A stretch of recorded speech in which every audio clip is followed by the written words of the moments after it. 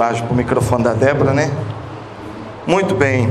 Então não temos o culto infantil devido ao nosso culto celebrativo hoje, mas um culto se faz na presença de Cristo, um culto cristão, e por ser cristão, obviamente na presença de Cristo e na presença da tua santa palavra.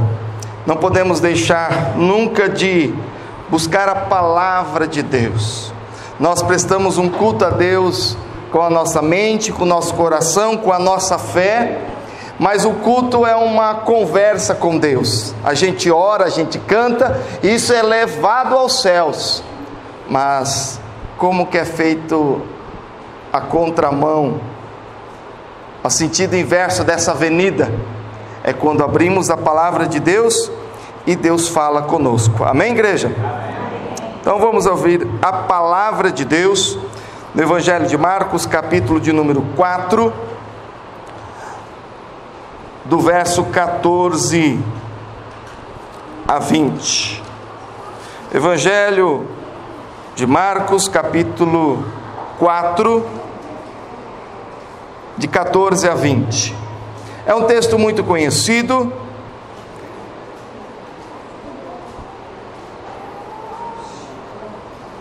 mas que é muito propício para o dia de hoje. Para você que vai estar nos ouvindo pela internet, lá no Facebook, a igreja sempre está filmando. Então, se você que está presente aqui hoje não sabe disso, quiser ouvir, assistir novamente outros cultos, outras palavras aqui pregadas, acesse o nosso Facebook e o nosso YouTube, que você acha. Nós somos pobres, mas somos bem metidos, né? Bem metidinho, fazer graça nos dias de hoje. Mas é bom a gente levar a palavra para a internet, outras pessoas, outros lugares do Brasil e do mundo podem ouvir também, ok? Diz assim a palavra de Deus, verso 14: o semeador semeia a palavra.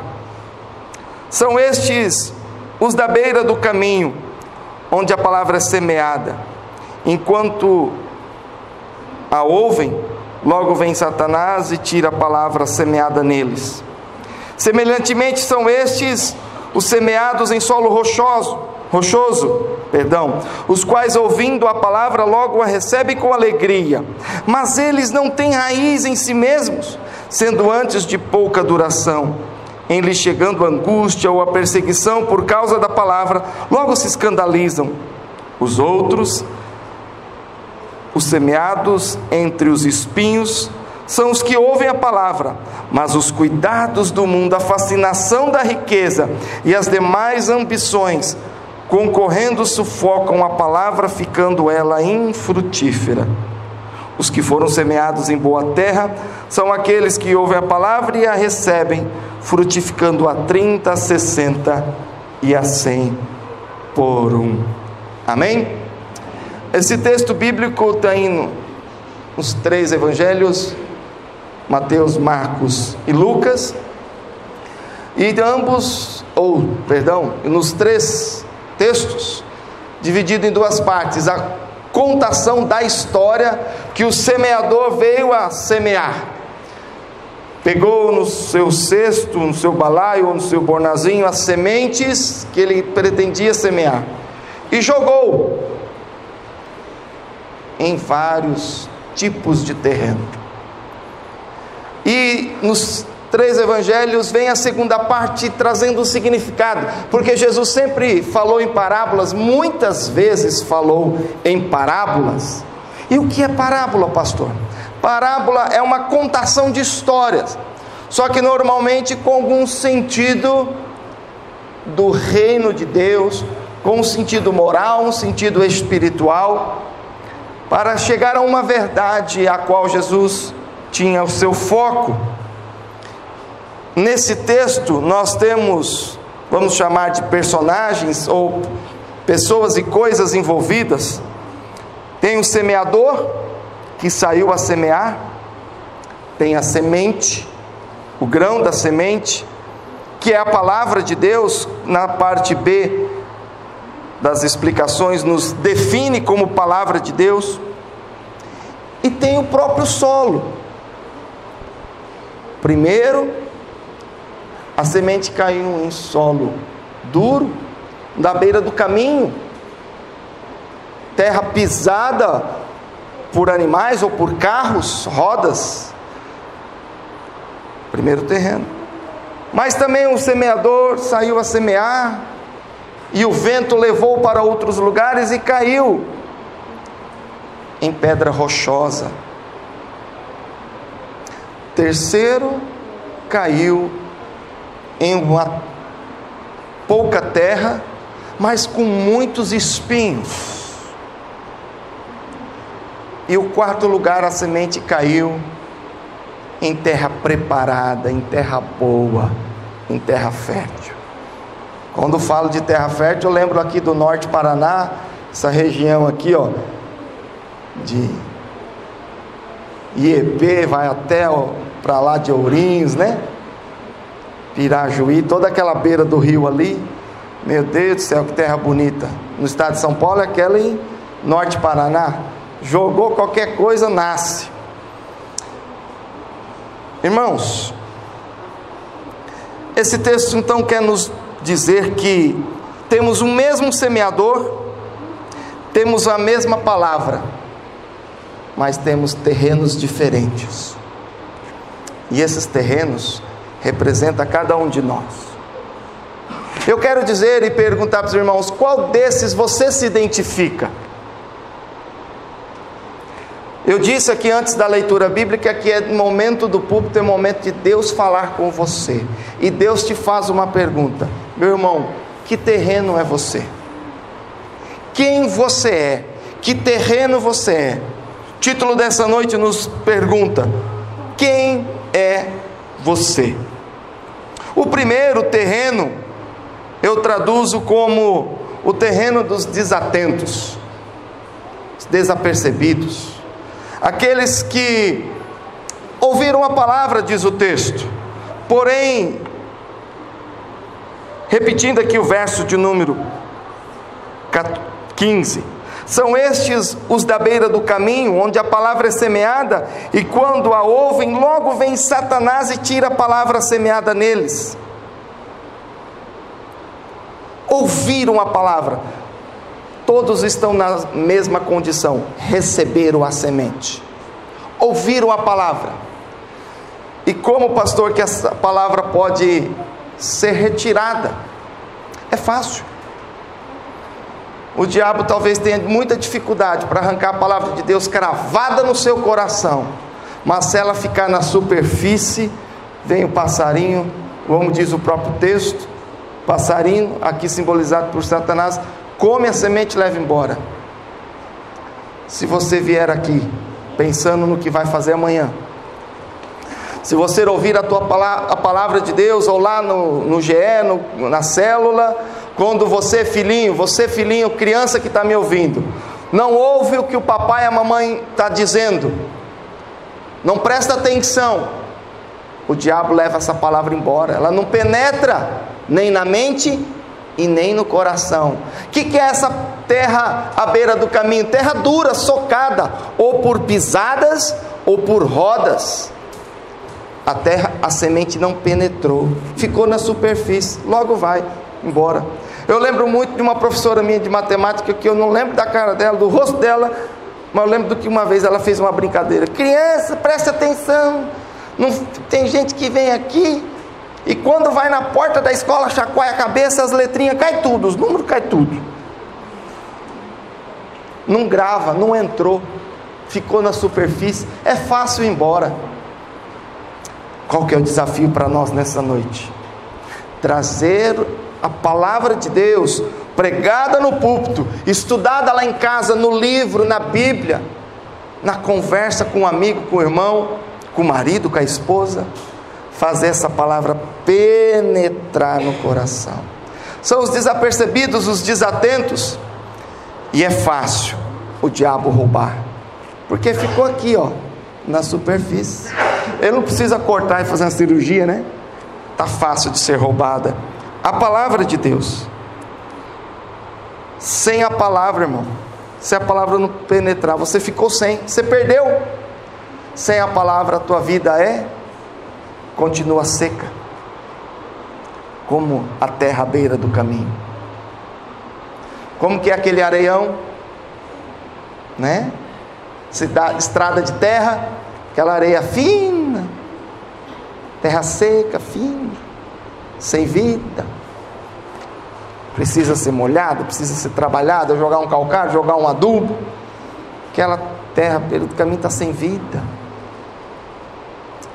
Nós precisamos preparar a terra e receber a palavra.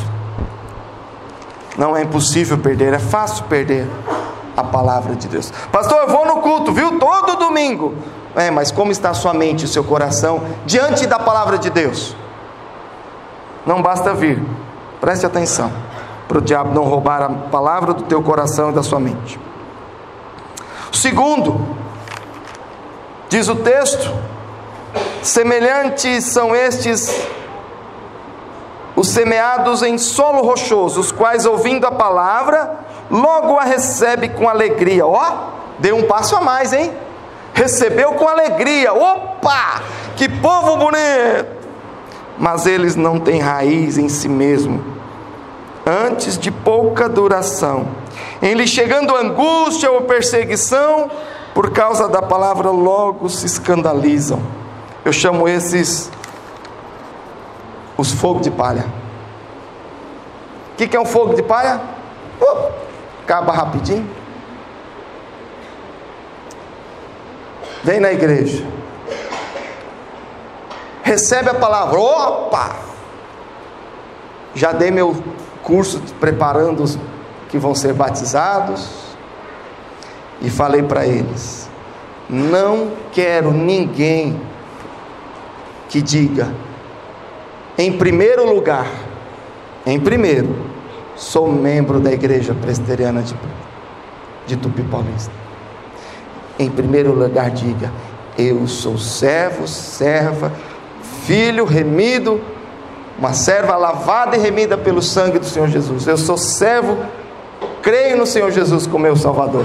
Estou servindo a Cristo nesta igreja presbiteriana independente de Tupi Paulista. As pessoas que falam isso com toda a convicção,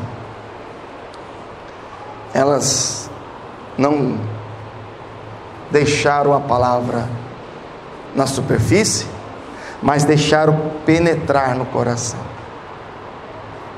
E quando penetra e tem essa convicção, eles vão um pouco mais além, vão além. Esses aqui ficaram só na primeira parte, receberam, porém não tinham uma convicção firme do que estavam fazendo, não tinham convicção da tua salvação, ouviram a palavra, uma palavra de paz, uma palavra de alegria, é tão bom, gostoso ir naquela igreja, eu sinto uma paz. Gente, se você for no museu, dá uma paz também tão grande, certo? Vá visitar um asilo, um orfanato, você sai de lá com uma paz tão grande.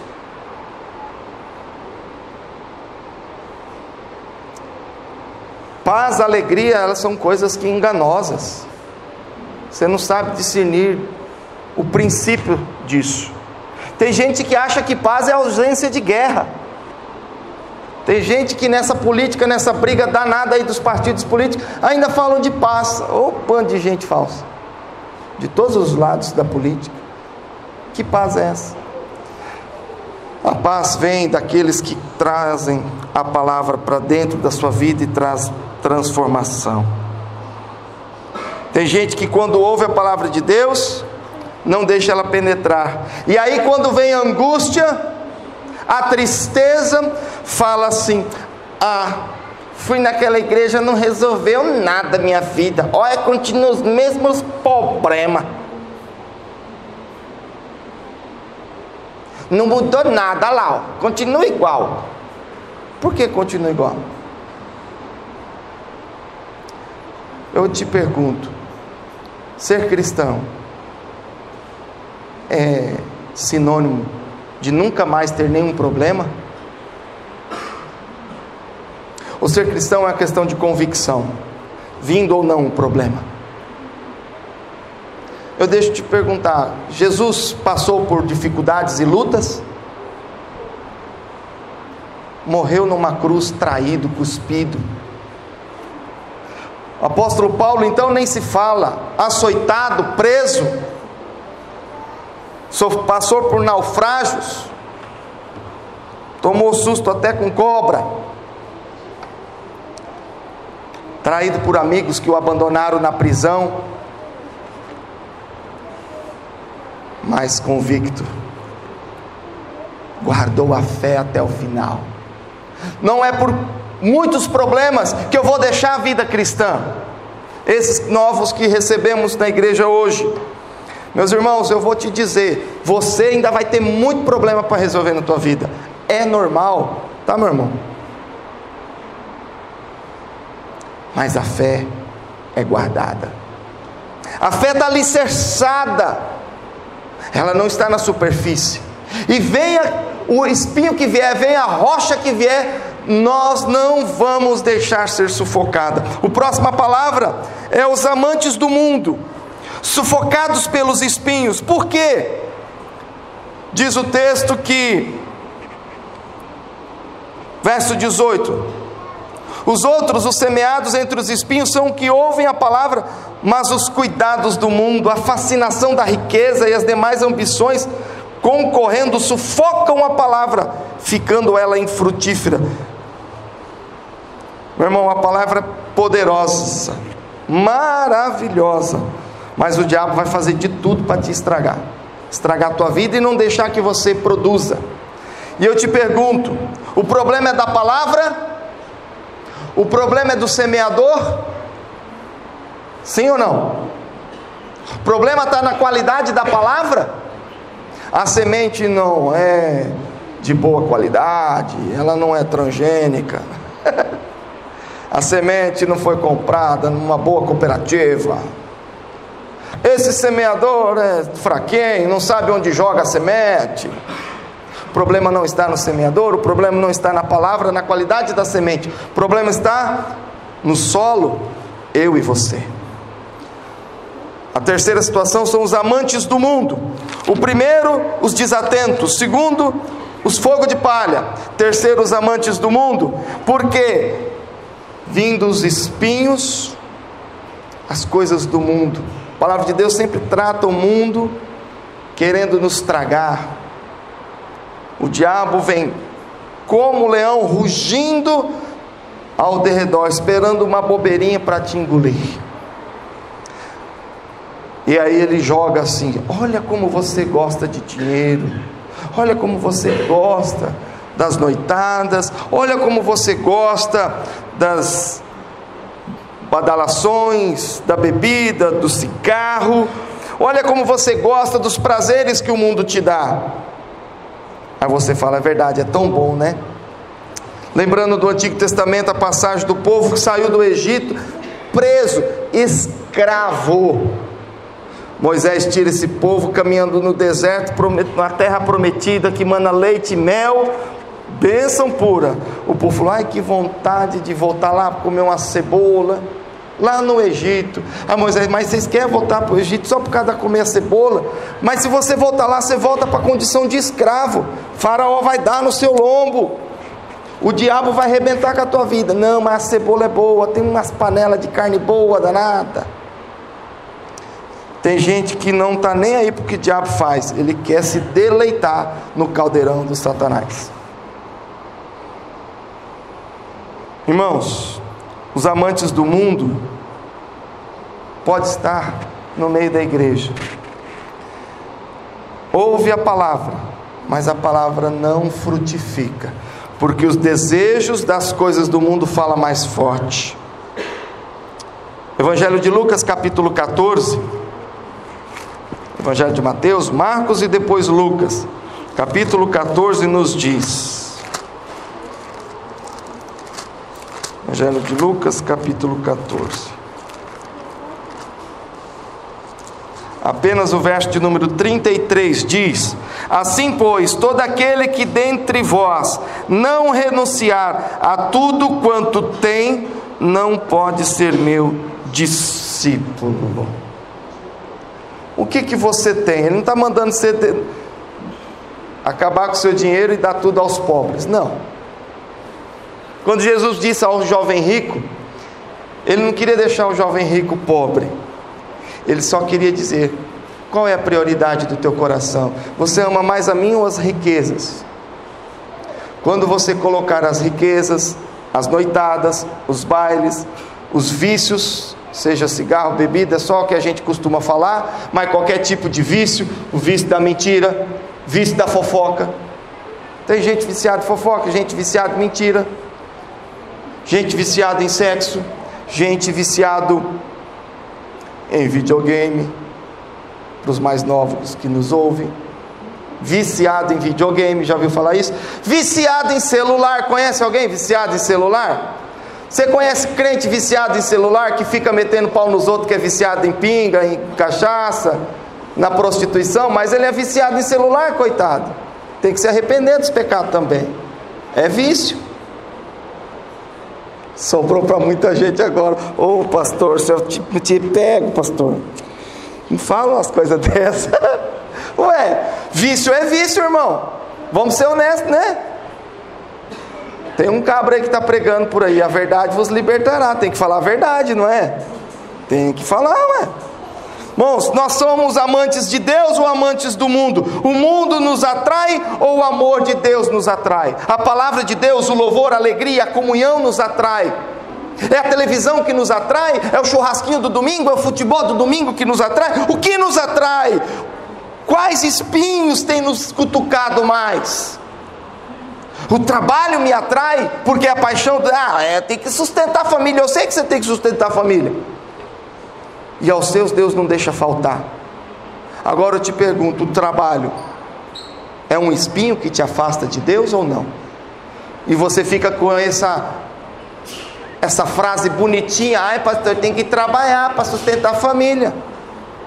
E você precisa trabalhar sim, ninguém é ignorante, mas o seu trabalho é mais importante do que Deus? Meus irmãos, os amantes do mundo não produzem nada. Tem muitos desses no meio da igreja. Um dia Deus vai transformar em terra boa.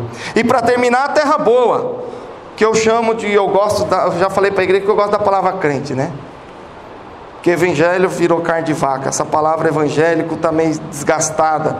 Eu gosto da palavra crente, que me remete a uma época em que crente era gente de respeito. E os crentes de verdade: terra boa, terra boa. O semeador é o mesmo, a semente é a mesma, mas a terra é o grande diferencial. Meus irmãos, a terra boa, terra preparada. Oséias capítulo 10, 12, só para anotar aí: terra preparada, terra arada, terra descansada, despreocupada com as coisas do mundo. Nós estamos numa terra aqui, numa região que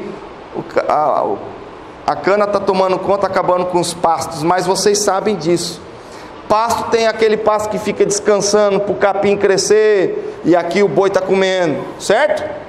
Depois tem que fazer rodízio de pasto, não é assim, meu povo? Todo mundo sabe disso? Terra descansada. Quando vai também plantar, colheu, a terra tem que descansar para plantar de novo. Tem gente que planta, vai ver que a produção vai caindo. Vai chegar um tempo que ele vai precisar descansar a terra e preparar essa terra de novo. Meus irmãos, terra preparada. Eu vou dizer para você: você já foi terra preparada e terra semeada. Glória a Deus. Hoje tem gente sendo semeado hoje, outros ainda serão, e estão no tempo de preparar, tempo de fofar, tempo de adubar. Tem gente adubando a terra com oração, amém? Vamos adubar a terra de muita gente com oração, preparar a terra. Deus te preparou para hoje. Meus irmãos, vocês que estão sendo recebidos como membros dessa igreja na data de hoje, quero dizer, Deus te preparou para hoje. Ezequiel 34, 26, nosso tempo está curto hoje, eu só vou citar. Deus te predestinou, Deus te amou, Deus te trouxe aqui e Deus plantou a semente em teu coração. E quando Deus prepara a terra e nela planta a sua semente, a produção é sem limites. Amém? Eu gosto da expressão que diz, plantou em 30, em 60 e 100. Essa matemática não está certa não. Como que seria o cálculo correto? 30, 60, 90. Ué, faz um teste aí de matemática, um psicotécnico aí, vai lá. 30, 60, 90, ué. Não é, tô certo ou tô errado? Certo? Mas a matemática que Jesus fez aqui foi diferente. 30, 60 e 100 por 1. Será que você chega a alguma conclusão com isso? Por que 100 por 1? Muito mais. Fora da caixinha. Como a gente gosta às vezes de usar essa expressão. Além do limite, além da conta. Com Deus não tem matemática exata. Ele transborda. Amém? Ele vai te transbordar. Você já sabe, aquele que você evangelizou, para quantos ele pregou? Não sei. Quem eu já preguei a palavra um dia, Deus já usou, já pregou para outro, que pregou para outro. Minha mãezinha que me ensinou a palavra de Deus, me ensinou a amar a música, amar a igreja, as coisas do Senhor, amar essa palavra, ela pegou para mim. E para quantos eu já preguei? E para quantos eu já preguei? Para quantos ele já pregou? A palavra é sem limite. E a bênção na sua vida é assim também, não é só a matemática da evangelização, é a matemática da bênção. A semente no teu coração, a palavra de Deus brota abundantemente. Amém? Ai, Deus vai dar uma bênção para mim. Deus quer dar uma não, Deus quer dar 2, 3 e muito mais. Eu creio que Deus nessa noite está fazendo um milagre da salvação na vida de alguns, e na vida de outros nós só vamos agora celebrar, porque a salvação já foi feita, a semente já foi pregada lá atrás, hoje nós só estamos celebrando, e por isso nós queremos glorificar a Deus. Baixe sua cabeça, e junto comigo vamos profetizar, declarar: Senhor, eu quero ser uma terra boa, semeada pelo Senhor.